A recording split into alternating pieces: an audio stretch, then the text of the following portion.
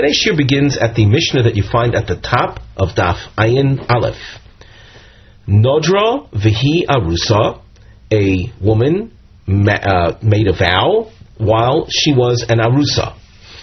Arusa is a married woman in the first stage of her marriage, which was followed by the nisuin, the chuppah ceremony, which represents the consummation of the marriage. But right now we're talking about the arusa, as we have been discussing in our recent shiurim.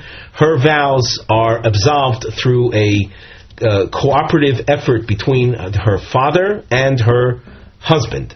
So she made a vow, nisgar shabo bayom, and on that day, on the very day that she made the vow, she got divorced, nisarsa bo bayom, and then was remarried again, all on that same day that she made the vow. Afilu lemeya, even if this repeats itself 100 times. Avia ubaylo ho'acharon mefirin nidoreha. The father and the final husband are the ones to absolve her from the vow. And when we speak about the final husband, we're speaking about a situation where even though the initial vow was made with her first husband, in other words, while married to the first man, she made the vow, and on that very same day she married and divorced marriages with many men. It's the last man, together with the father, that absolve her of the vow. Zeh haklal, kol shelo yotzo l'rishus atzmo shoachas. The rule says that as long as she hasn't left and gone into her own domain, and here Rashi is invaluable. Rashi on the second line from the top, l'rishus atzmo shelo nisei slechot mehem, where she didn't consummate the marriage with one of them, o shelo bogra b'soch hazman, or she didn't cross the age of 12 and a half, which is the bogeres age. So if neither of these two situations arose, aviu baila, then the father together with the oros, the last oros, are mefer her neder. And as the Mishnah says, we'll read again from the third line, Zeh haklal kol shelo yotzu l'rishus atzmo shoachas aviu baila ho'acharon mefirin nidoreha. We continue in the Gemara, but before we do the text, we glance at the side. We have a topic heading, Arusa shenodra v'nizgar shabo bayom v'chozer v'nisarsa filu mea pamim. A woman who made a vow. She happens to be an arusa. She got divorced on the day that she made the vow and remarried, even if this repeated itself, the marriage divorce thing repeated itself 100 times. Is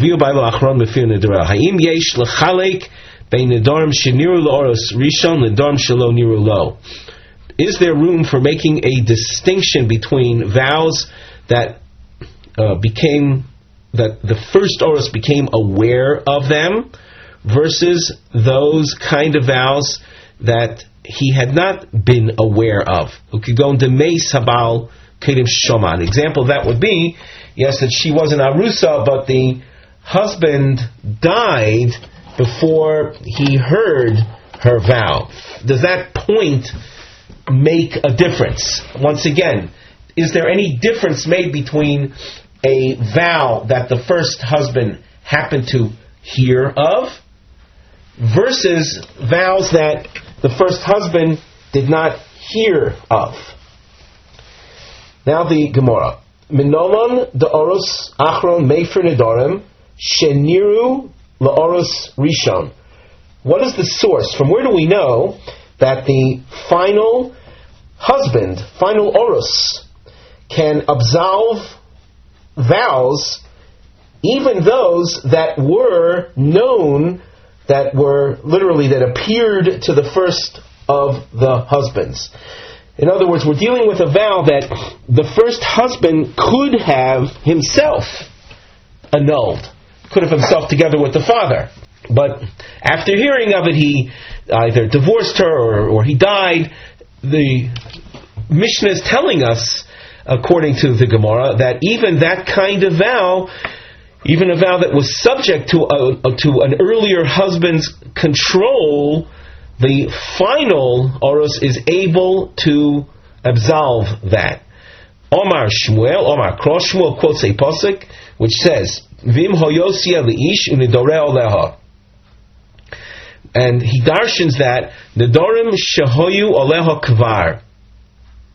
The pasuk describes a woman who became an arusa, and the man, the husband, is able to absolve the vows. Which vows?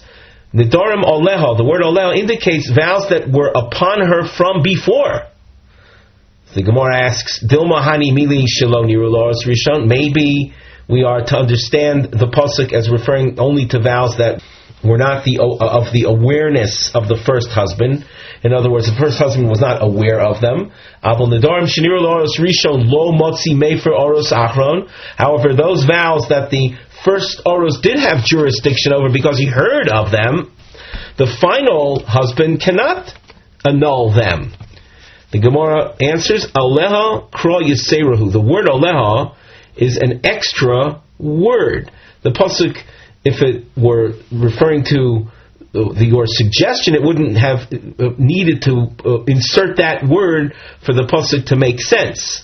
So the word Aleha is there to clue us in to this, that even if the first husband was aware and could have annulled them, the final oros, the last husband, is nevertheless able to annul that kind of vow. Tanya Kavose de Shmuel. Rashi says, Tanya Kavose de Shmuel, Dafilu benedarim sheniru loros rishon mefer baal achron. Even vows that were available to the first oros to absolve, the final oros is able to annul them. So we have a Tanaic source that is going to support this. As we go on in the source, you'll notice some markings. There are diamonds, and on the side, under the Mivneh heading, the note says Hadgoshas Mikrim. We're highlighting two cases. One case is Lo Niru La'oros Rishon, and the second case is Niru Lo. Now we learn the source together inside. We say Tanya Kavosi de Shmuel Naro Hamurasa Avio Bailo Mefir Nedareha Ketzad. With regard to the Naro Hamurasa, the married Nara, she's between 12 and 12 and a half years of age. Her father and husband absolve the vows. Ketzad. How is that to be understood? Sure. Can you illustrate that? Shoma Aviha Vehefer Law. Her father heard the vow, heard of the vow, and he immediately annulled it. V'lo hispik habal lishmoya ad shemes. The husband did not hear of it before his death. So this can be described as lo niru laoros rishon. We're describing vows that were not of the awareness of the first husband. And v'nisar sabo bayom, and upon the husband's death, she remarried another man that day, the same day. V'afilu mea pomim, even 100 times. Avia ubaylo ho'achron mefirin nidoreha. The father, along with the final husband, absolve the vows. Now here, the ratio then, we say, describes lo niru la'oros rishon. What we want to see in this source is something that goes even further than that. Even vows that were niru la'oros rishon, the Baal Achron, the Oros Achron, is Mefer. So let's continue in the source. Shoma Baila Vehefer Law. The husband heard of her vow, and immediately, the same day that he heard of it, he annulled it. Now, here we have then something, an illustration of something clearly the first husband heard about.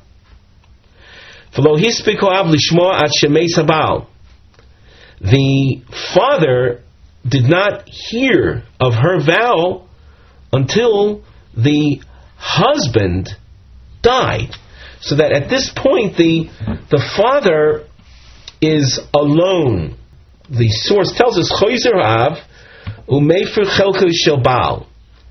the father, when he hears of it, he is able to annul the vow if he annuls the portion of the vow that the orus happened to have had control over. In other words, this is a little abstract, but the father takes over the role of the husband as well.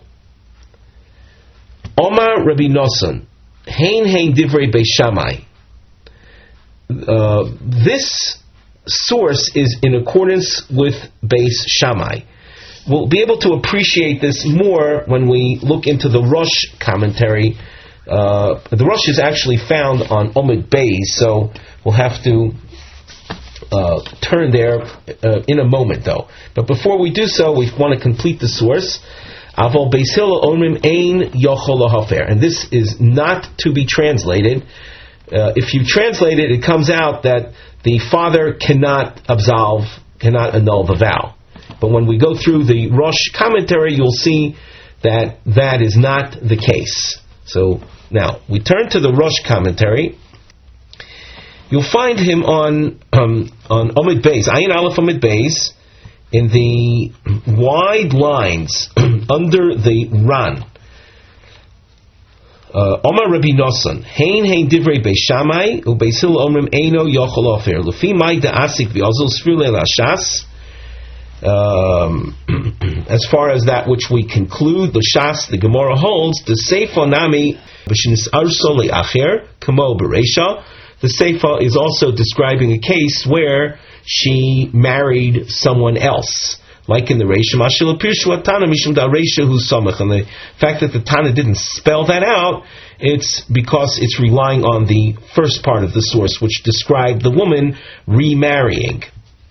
Ubaha pligi. And now the Rosh explains the machloikis between Beis Shammai and Beis Hillel. Beis Shammai savri kevan shenir l'oros rishon. Since you're dealing with vows that were under the jurisdiction of the first husband, lo motzi oros achron lahafer, the final oros cannot participate in their annulment. Ela nisroikna la'av bilvad.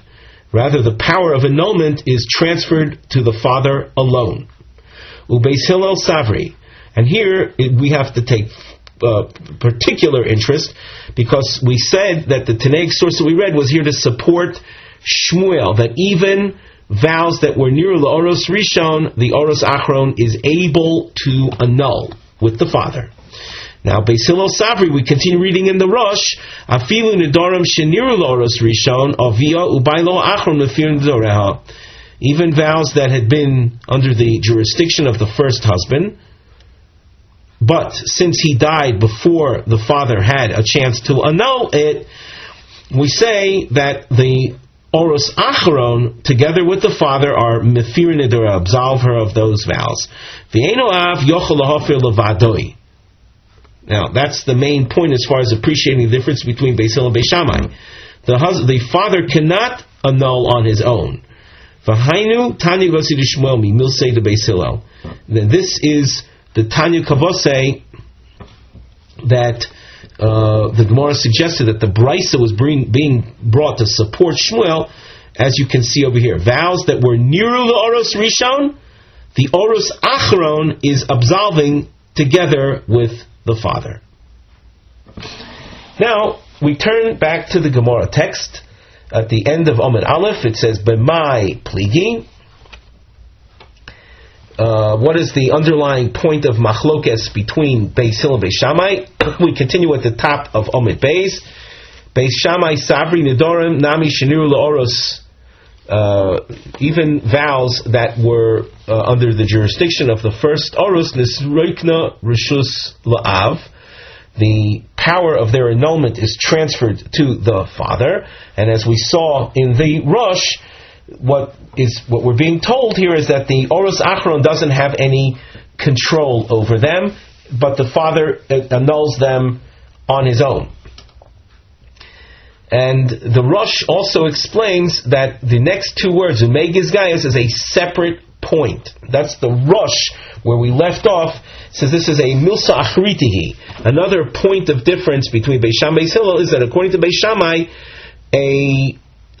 when you have a father and an orus being mefer the neder, each one on his own is mefer half of it. He cuts it in half. This is a sugya that we discussed in one of our recent shiurim.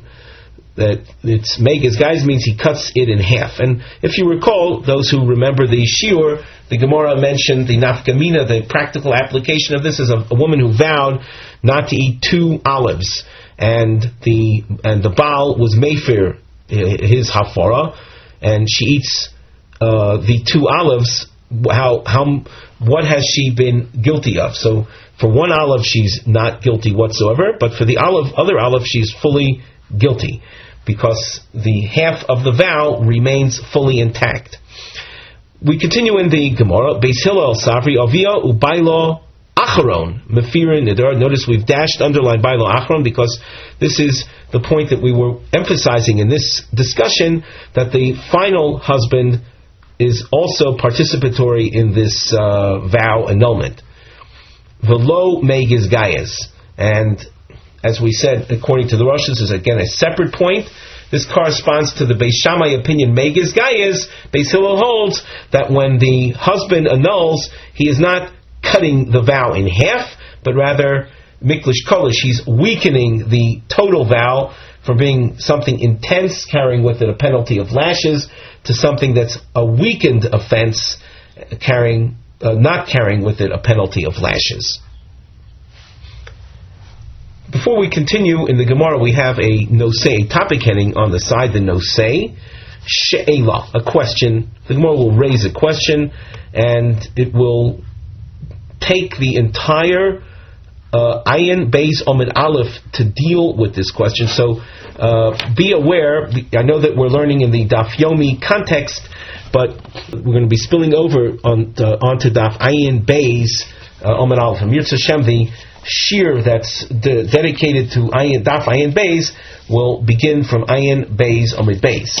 So on the side, we have our topic heading, the Sheva. Question is Gerushin. In a case of divorce, in other words, you have a Nara Hamurasa, she made a vow and then she got divorced. Kishtika Damya o Kehakoma Damya. Is that considered like silence, or is it considered like substantiation of the vow? This will be explained as we go on in the Gemara, though. Textually, as you can see, we have a long question marking, a long she'ela. The Gemara, Ibaya Laho, Gerushin Kishtika Damya, O Kehakoma Damya. Is divorce like silence on the part of the husband, or is it like substantiation? Lemay nafkamina, what practical difference does this make? Kagon, shenodra, v'shoma baila, v'girsha, v'hadra b'yomei. A woman who was married, and the husband heard the vow, and he divorced her, and then took her back that very same day. I omar mar kishtika domi, if the divorce has the legal status of mere silence, then mofsi meferla, it's still within the same day of his hearing of her vow, so he can absolve, he can annul that vow. He has control over it. V'yomar mor k'akoma domi, if you say it is like substantiating the vow, lo motzi mefer law. After you substantiate the vow, even if it happens to be the same day, you cannot reverse and annul it. So in this case where he remarried her that same day, if you say it's kehakoma, like the divorce has the legal status of substantiating the vow, he cannot annul it anymore. The Gemara continues at the top of Ayin Beis Omid Aleph. You'll notice we have a geometric form on the side, a mivneh, a crown marking that highlights the expression Ta Shma. If you allow your eye to scan the page, you'll notice this shape appears. However, on one occasion you see it's inverted. On the side under our mivneh heading, we continue with the note the crown with the tips facing up. These are attempts to show that divorce is like substantiation. The inverted shape indicates an attempt to show that it is like silence. And the diamond highlights the expression with Hadgosha Shma Mino at the point at which the Gemara tries to reach a conclusion following each Tal Shma. So without focusing on the Gemara text, from the top line you see a crown, where we're trying to show that the divorce is like substantiation. If you skip to the diamond, the Tal Shma, it says that Shma Mino Gerishin Ka'akoma Domu. And if you go to the next invert, and you see then the inverted crown, and the diamond that follows, Shma Mino Gerishin Kishtika Domu. And finally, the last crown with the following diamond, Shma Mino Gerishin Ka'akoma Domu. Notice then the flip-flop style of the Gemara. So now let's get into the text. Tashma. Amosai Omru Meis Habal Nisroikna Rishus Lo'av. Under what circumstances would we say that with the death of the husband, the annulment powers are transferred, taken over by the father? So a couple of incidents. Bisman Shelo Shoma Habal, case where the husband didn't hear of the vow and died, then she's left with her father alone, so he would annul again to cover the husband's portion of annulment. O Shoma V'Hefer, or a case where the husband had heard and annulled. O Shoma V'Shosaku Meisbo Bayom, or he heard the vow, did not react, he kept quiet, and died that very day. So these are examples of Nisroikna Rishus Lav, where the father would take over. V'yamris Gerushin Kishtika Damu. If you say that Gerushin, that divorce, is like silence, non-reaction to the vow. So we explained before that in a case of silence, there remains, in theory, the possibility of annulment. So if you say that Gerushin is like Shtika, Lisni Nami, this source should have included Oishoma V'Giresh, or a case where the husband had heard the vow, then divorced her, and we're assuming for right now that she's an Arusa, and then she would be going back into her father's domain. And as such, the father would take over and annul. Midalo Toni Hachi, from the fact that this is not included as a fourth case, Shmamino Gerushin Ka'akoma Damu. The Gerushin, the divorce, is like a substantiation of the vow, and as such, so the father has nothing to take over. There's no further annulment that can take place. The Gemara now rejects this conclusion. Eima Seifa. Let's now state the Seifa of the Tanaic source. Avol im shoma v'kiyem, if the husband had heard and substantiated the vow, o shoma v'shosa gumeis biyom shalachav, or he heard the wife's vow, kept quiet, and died the next day, ein yochol lahofer, the father cannot annul the vow. V'yamers gerushin ka'akoma damu, if you want to conclude that gerushin is like Hakoma, which is what we thought to conclude, that was the first diamond, well then, Lisni Nami V'im Shama V'Giresh, then the source should have included this case of the husband hearing of the vow and then divorcing her, and then telling us that the father cannot annul. But it doesn't say that. Elamidolo Kotoni Hachi, from the fact that the Seifa doesn't say that, Shma Mino Gerushin Kishtika Damu, then you would conclude that the Gerushin is like mere silence, and therefore the father would still have jurisdiction. Elameha Leka Lemashma Mino. From this source, the Reish and Seifa, there is nothing to conclude. I Reisha Davka, Nosiv Seifa Mishum Reisha. I Seifa Davka, nosiv reisha mishum seifa. If the reisha is dafka is miduyak, meaning that only these cases are the cases where the father takes over, so the seifa was brought in alongside the reisha. And if you say the seifa is dafka, then the reisha was brought in alongside the seifa. For a clear explanation of what we just said, we look in the Rosh, and you'll find the Rosh on the fifth of the wide lines. Ela denosiv seifa mishum reisha pirush eino shona. This Tanaic source is teaching only ela davar v'chilufo shoma v'kiyem keneged shoma v'hafer. This source is telling us point for point. In the Seifa, you saw case 1, Shoma v'kiyem. In the Reisha, you saw a corresponding source as a point. In point number 2, there was Shoma v'hafer. The Rosh goes on. Umeis biyom shel achrov keneged Shoma v'shosek umeis bo bayom.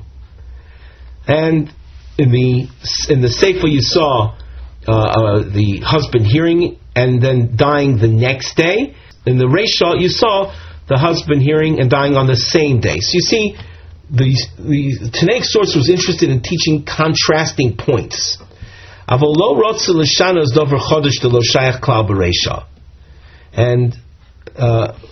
on the other hand, this source was not interested in teaching something that in the Seifa, something that had no reference in the Reisha.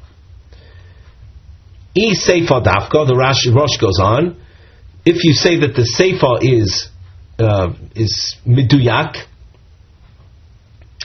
and Ugerishin Kishtika, and if you say that, then the result would be that Gerushin is like silence, because in the Seifa, in the case of Gerushin, was not taught as an example of the father losing control. For the fact that it's not taught, then it should have been taught in the Reisha. El denosiv Reisha mishum seifa. Rather, we're not to approach the source with that in mind, but rather, as we said before, the source was here to teach contrasting points. We continue in the Gemara. As we pointed out earlier, you notice the inverted crown shape. Toshma, Nodra v'hi arusa v'nisgarsha v'nisarsa bo bayom. A woman vowed as an arusa, was divorced, remarried on the same day that she had vowed. Afilu lemea, even if this repeated itself 100 times.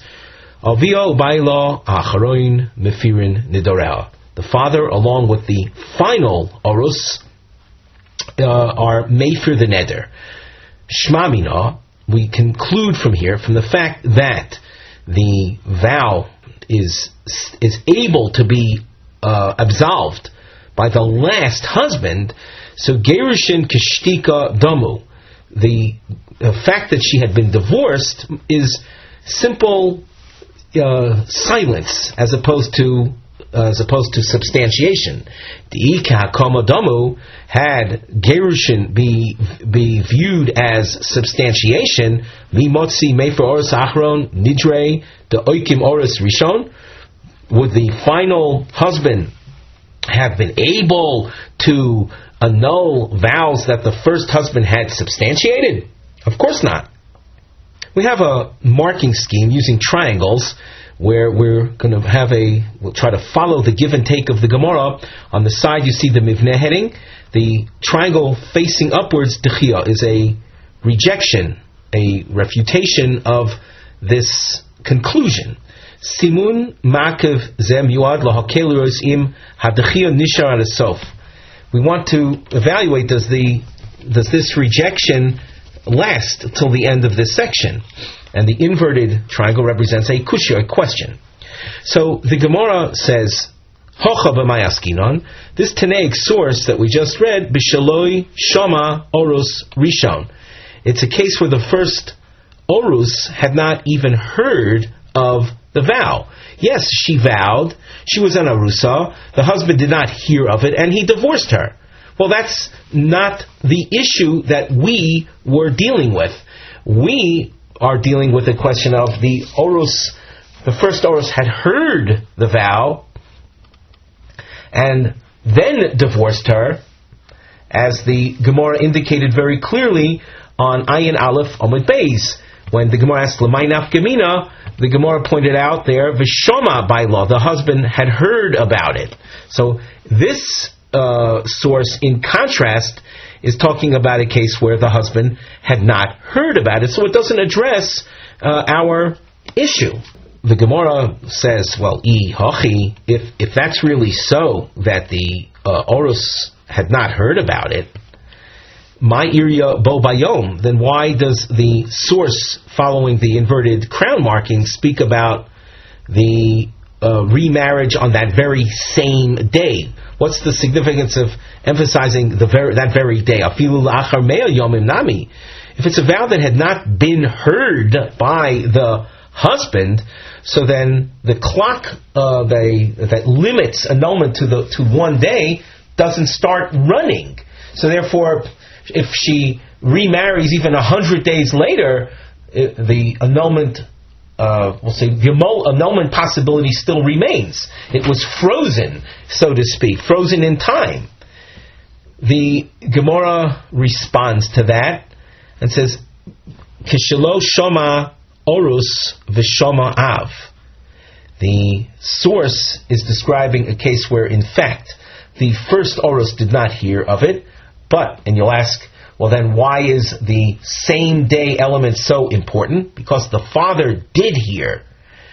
And as far as the father is concerned, in order for the father to be able to have his annulment effective, then the remarriage, the father, we should point out, works together in tandem with the husband. So in order for him to be able to work with the husband, and the father having already heard of the vow, so that the remarriage will have had to take place the same day that the father had already heard of it. That's debo bayom hu de motzi mefer. It's only that very same day that the father is able to still annul. Avol mikan ve'elech lo motzi mefer. Beyond that, the father won't be able to annul. And that's why Bo Bayom is mentioned in this source. However, notice if you follow the give and take in the Gemara, the final triangle point is facing up. That means that the dechiyah, the rejection from the previous attempt, from the previous Toshma, that rejection remains. So just to review, we're asking about a case of a first husband having heard the vow, then divorcing her. What's the legal status of that divorce? But this case, as we saw in the rejection, is dealing with a case where the first husband did not even hear of the vow. So where he didn't hear of the vow, and then a divorce takes place, so we can't say that divorce represents substantiation when the husband didn't even hear of it to begin with. We continue. Toshma Nodra bo bayom, v'girsha v'chzira bo bayom. Woman vowed and was divorced that same day, and then he took her back on that same day. Ein yochol lahafer. The husband can no longer be mefer. Shma mina. Well, if you say he can no longer be mefer after the gerushin, after the divorce, so it kahakama domu. It would represent, the gerushin, the divorce represents substantiation of the vow. The Gemara rejects this. Amri hacha benisua askinan.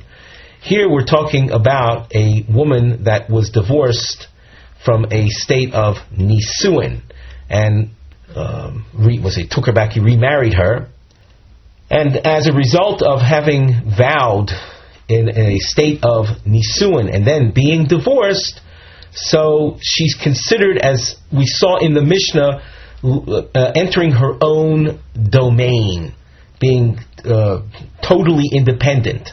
And even though he took her back, it's as if she is coming to marry someone else. And therefore he cannot be mefer. Because right now, the vows that she had taken at stage 1, that means when she was a nesua before the divorce, for him to annul the vows now would be called mefer b'koidmin, vows that existed prior to his involvement with her. And we have a rule that ein habal mefer b'koidmin, as the Gemara points out.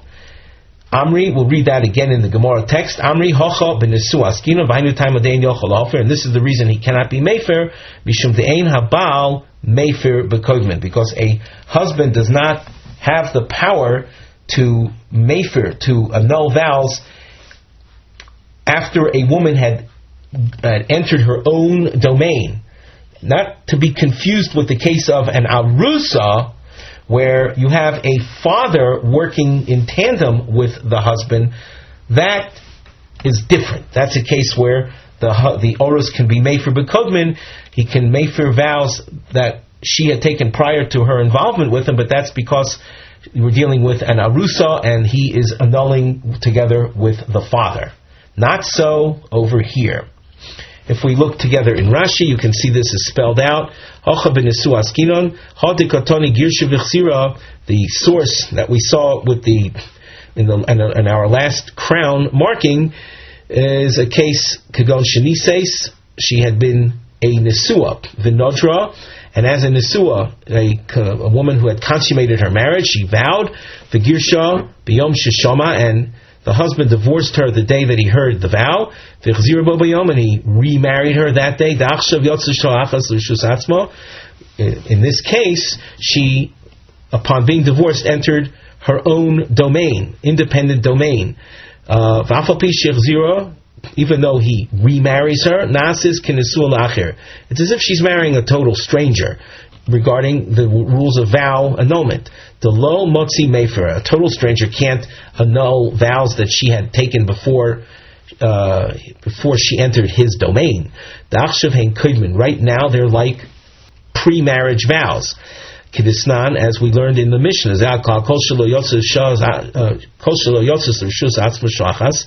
any woman who did not leave and enter her own domain for a moment, then avio baila mefuna doreha, and we infer however, if she does leave and enter her own domain, ein mefirin, so then they cannot mefer, they cannot annul those vows. Mishum dein bal mefer b'koidmin, the husband, after she had been in her own domain, and that's the case, we're repeating ourselves, that's the case of a woman who had been a nesua and was divorced from the nisuin stage, the Baal can no longer annul those vows. So as far as the discussion is concerned, the original question that was raised, Gerushin, is it kishtika or kakoma?